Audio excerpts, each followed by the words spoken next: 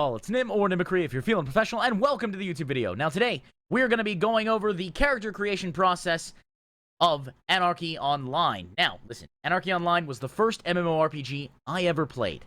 Played it all the way back in middle school, and I'm 34 now, so that should tell you how long this game has been out. That being said, I am very, very excited to enjoy this game.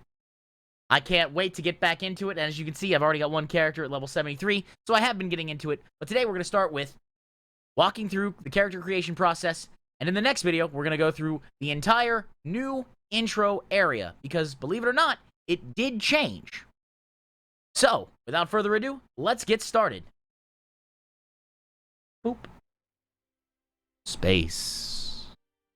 Space.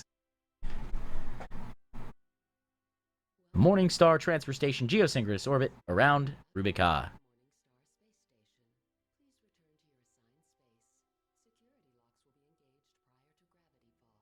Man, I love this game. I forgot how good this game is. Just nostalgic scenes going through here. Okay, let's create a character. We're gonna go through. First, we're gonna select a breed of character that we're going to be. And we have a couple of options for that. You'll see that shortly. As we lock in. Yeah, there they are. Now, who are we going to be? This game is peak late 90s, so I'm loving it. Digging it. Alright, first we have the Solidus male. Solidus, the galaxy's most common breed. A direct natural descendant of Homo sapiens, which evolved during Earth's long winter. The Solidus has no specific advantage, but is capable of adapting to almost any situation and environment, and has a proclivity for learning. So we have the Solidus male and female. We have the Optifix. The Optifix is genetically engineered to be fast and agile breed at the expense of strength and stamina. The Optifix is versatile and has speed wide across, has spread wide across the galaxy. Boy, I could read, right? The Optifix makes for a good agent, fixer, or martial artist, where speed and precision is beneficial. Then we have the Nano Mage. The Nano Mage is unique to Rubica, genetically engineered for the Nodum-rich environment, and thus unable to live anywhere else in the galaxy. The Nanomage has a strong advantage in using nanotechnology and metaphysics. So, our mage class. And then, of course, the Atrox. The Atrox is unique to Rubica, and was genetically engineered to be a manual laborer in the Nodum mines. The excessive manipulation led to the Atrox being a genderless breed. The Atrox is strong, hardy, resilient, and makes her a good soldier or worker. So, I think we're going to start off with, let's start off with, we'll be a Solidus male. Right, I think a Solidus male can work out well, because I can be pretty much anything at that point. So let's click next. And yeah, we'll click next. All right, so then we have short, medium, tall. I'm just gonna click short, slender. I'm gonna click over twice on the head. Bam, that's what we're gonna be. As you can see, we can scroll over a little bit more, and you can see all the faces. Look at all those. Look at all that rendering. Right, this Oblivion. This is your father. I think we'll go, man, okay, some of these things are a little new. Alright, I guess I'll just go with, where is the one that I was looking at before? All these look, you know what? Gotta go with the Chad face. I gotta go with Chad face. Look at those cheekbones. And now here we are. Alright, so, these are our professions. As you can see, we have Metaphysicist. Start with Metaphysicist. Meta-Physicist, that's a hard word to say fast. Now, Meta-Physicist, its difficulty to play is medium to high. The Meta-Physicists get their strength from the other side. They can manifest their emotions in the material world and eventually control multiple materialized entities and use them in combat. The uniqueness of the Meta-Physicist lies in manipulating the underlying fabric of the world where nanotechnology operates, adjusting the nanotechnology skills of friends and foes alike. Their weapon skills are poor, but they can use their powers to damage their opponents directly. Now, when they say medium to high, when they talk about difficulty like that, you really need to pay attention to that. Because Anarchy Online does not hold your hand a whole lot. Luckily, the community is quite nice, and I've learned a lot.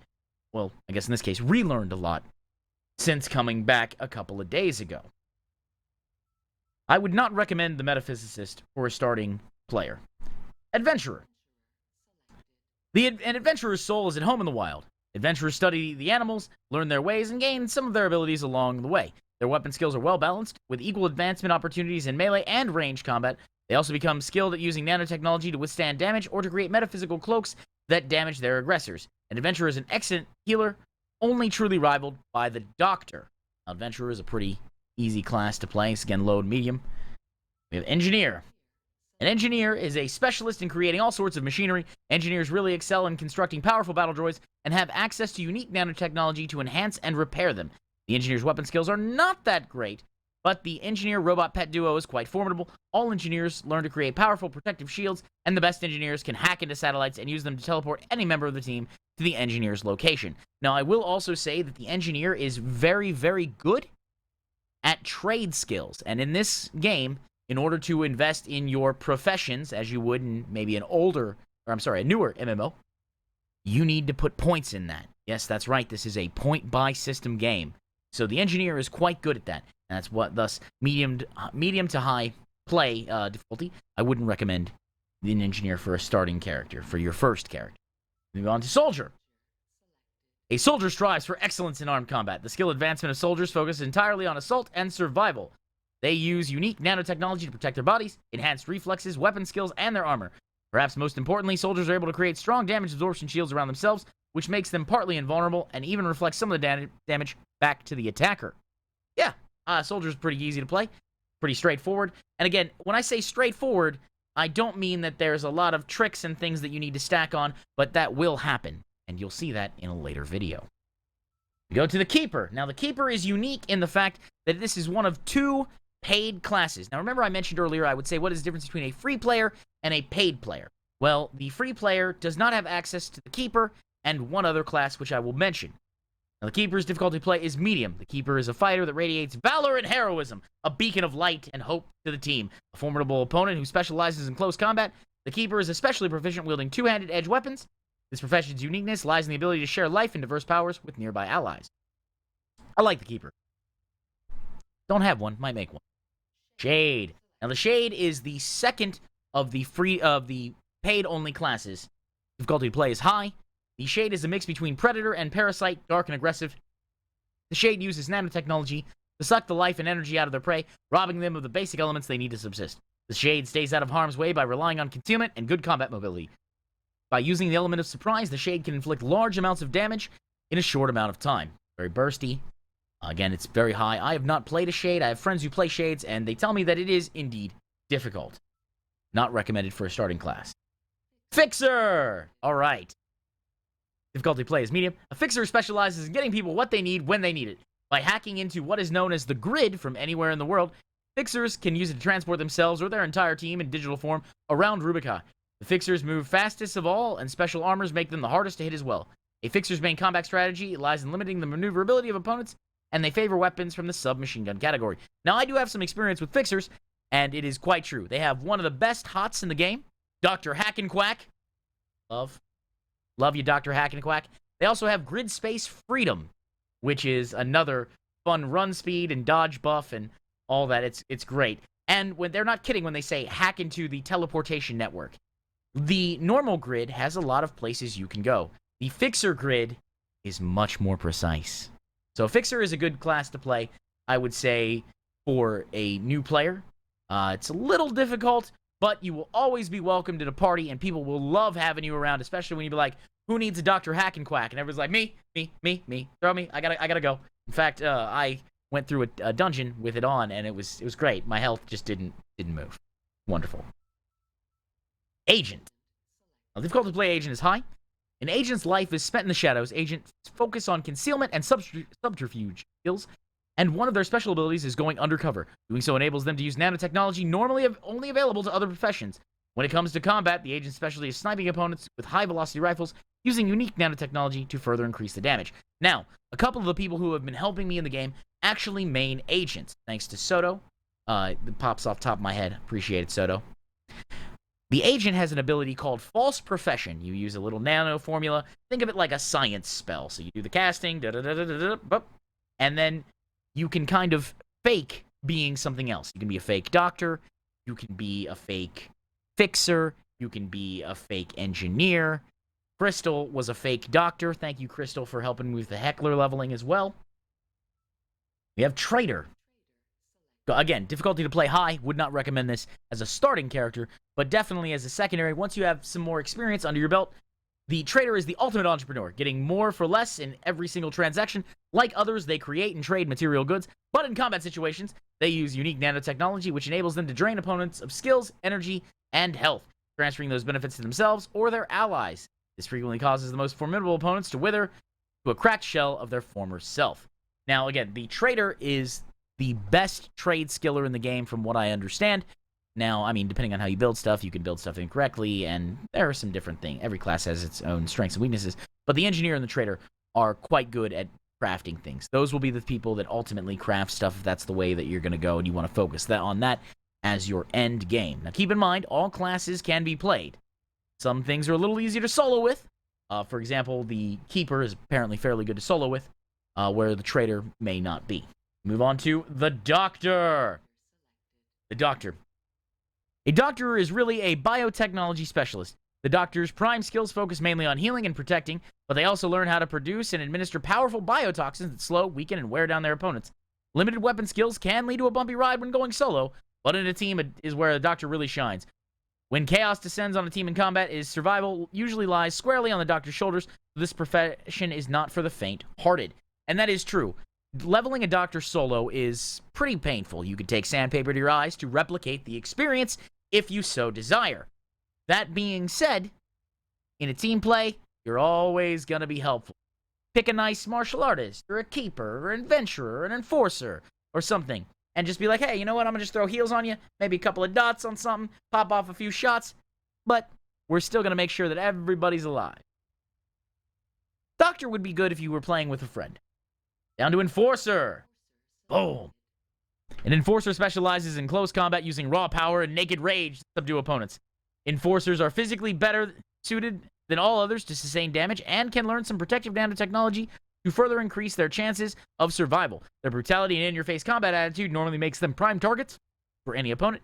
Enforcers utilize this for the good of the team and rely largely on others to heal them. So again, your typical tank class.